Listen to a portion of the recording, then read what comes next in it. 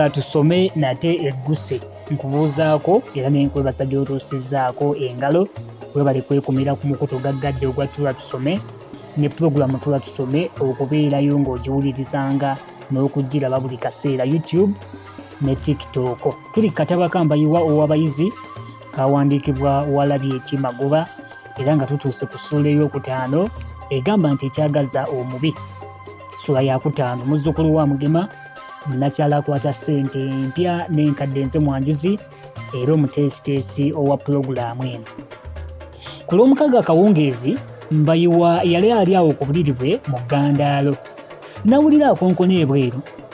Bwe yali asitula ku mutwe bw'ati yeeyongera okwetegereza, mpozzi n'alaba Namusisi. Okuva lwe yasisinkana n'Endibassa omulundi ogwasooka, ebirowoozo bya Mbayiwa byatandika mpolampola okwesamba Namusisi. Yaddangaawo buli kaseera n'ageraageranya obulungi bwa Ndibassa n'obwa Namusisi. N'alaba ng'obwa Ndibassa busukkiridde wala nnyo. Mikono gya Mbayiwa baamusekereranga bulijjo nti omuvubuka omulungi nga ye kiki ate ekimukwanyisa omuwala omubi ng'oyo. Ye ng'abaddamu kimu nti Ekyagaza omubi. Abalala nga bamujerega nti temanyi bumanya kulonda. Kale Mbayiwa olwatunula ku Namusisi be ppa, ebirowoozo bye ne bimukubira mangu ekifaananyi kya Ndibassa. N'alabira ddala ng'ono kasasiro yennyini. Kale yamala nagamwaniriza atyo nga tasizzaayo na mwoyo. Yagamba ozze. Ennyaniriza eyo omutaali bbugumu n'akamu, Namusisi teyalema kumukangamu. Kubanga Mbayiwa yali tamwanyirizangako atyo lutyamukwana. Kyokka yasalawo butalaga nti akoseddwa era kwe kubuuza Mbayiwa mu ddoboozi erijjudde obusaasizi nti bambi obadde otya? Oli mulwadde? Kale Mbayiwa bwe yawulira eddoboozi lya Namusisi eggweweevu ate erijjudde ekisa, emmeeme ye n'emunenya olw'okumulagajjalira ate n'okumulengeza mu kusooka nga bwe yali akikoze. Yakolokoka n'atuula nga bw'ayanjuluza n'emikono gye gyombi era nga bw'agamba nti ndaba kwani munnange.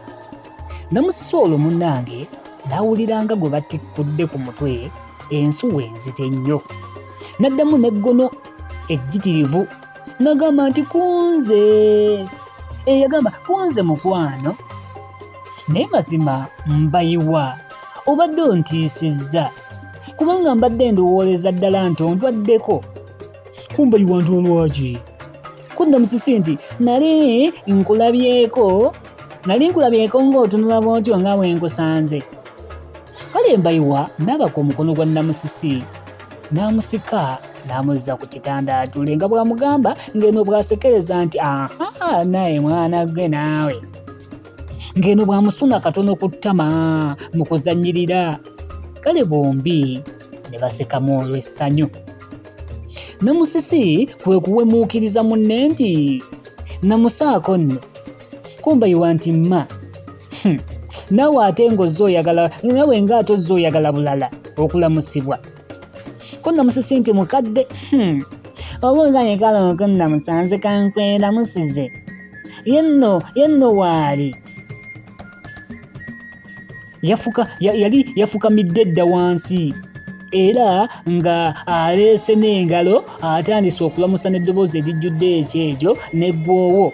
Mbayiwa n'amugamba nti naawe bannaayi aba ekyejo olikikomyawa ggwe. Namusisi nga bw'akubira ensingo mu ngeri y'okuzannyazannya n'agamba nti annange wesinkolerako gwe ekyejo ate ne kinkolera kwani.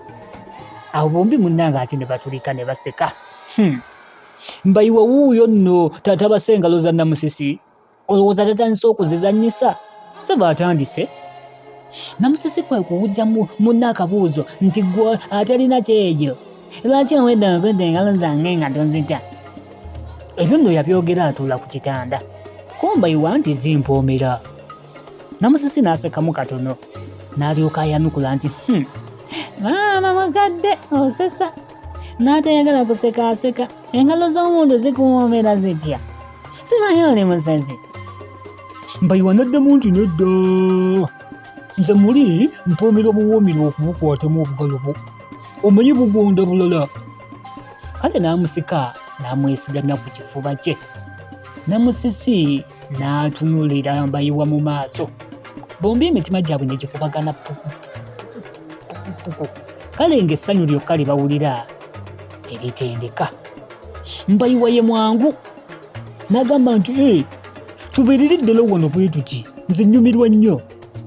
Ko Namusisi nga bw'amwesebengulako nti papa ki tebuuzibe tusooke tunyumye. Kale ne banyumyamu awo. Nga wayiseewo akaseera Namusisi yatandika okugogola ekisenge kya muganzi we kye yasanga nga kiri awo Nagalaale. Oli mu pulogulaamu Tuula Tusome tuli kataba ka Mbayiwa ow'abayizi kawandiikibwa mukadde waffe Walabye Ekimagoba, muzzukulu wa Mugema, munnakyala akwata ssente empya n'enkadde nze nkatembeeta. Era nga tuli ku ssuula ey'okutaano, essuula egamba nti ekyagaza omubi omulungi takimanya. Laavu ogiwulidde bwegenda mu maaso wakati wa Namusisi ate ne Mbayiwa. Ono alina laavu mwavu mubi, ono alina empisa ayambako ne munne ku mirimu mubi. Omulungi ne bwe bamuwa essente ne bwe bamugulira ekyemisana teyakisiima.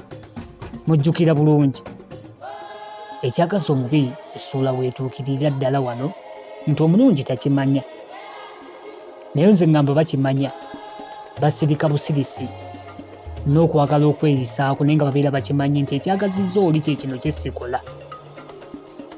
Bw'obanga tosoma akatabo kano ofunangamu ekyokuyiga n'olema genda muwawa. Obuntu obwo obutonotono bw'ogaana okukola olwa kiraasi yo, bw'ogaana okukola olw'ebitiibwa byo, olowooza si bwe buyinza okukulemesa eddya okuba muto okyawo n'olaba. Abataagala laavu ndowooza wano bwe tuli mwandibadde musooka ne mwewungulako, munadda nga tumalirizaawo. Tukyali wakati wa Mbayiwa ne Namusisi bwe yali ayagala nga tannalaba ku ndibassa bigenda kuggwerawa. Nsumulula tosuna kozzi ng'oyagala ebiyiika.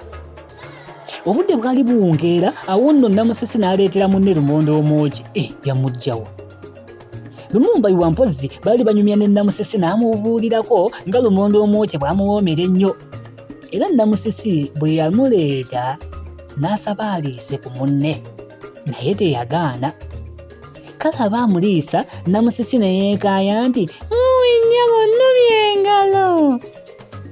Kale mazima banno obalumira bwereere. Mbayiwa yasekerera musekerere mu kifo ky'okumusaasira. Mpozzi kye yakola yasika munne n'amussa mu kifuba kye, ate n'addira omukono gwe ogwa kkono n'atandika okubwezesa ekyenyi kye. Eno nga bw'amugamba nti wattu tonneeraliikiriranga n'akamu, nze obutukulimbamu omulimu gwange waguwamba dda gwonna. Mbayiwa bw'atyo bw'agamba Namusisi, naye nga kituufu. Mababazi bagoberera, omutima gwa Mbayiwa gukyali wa Namusisi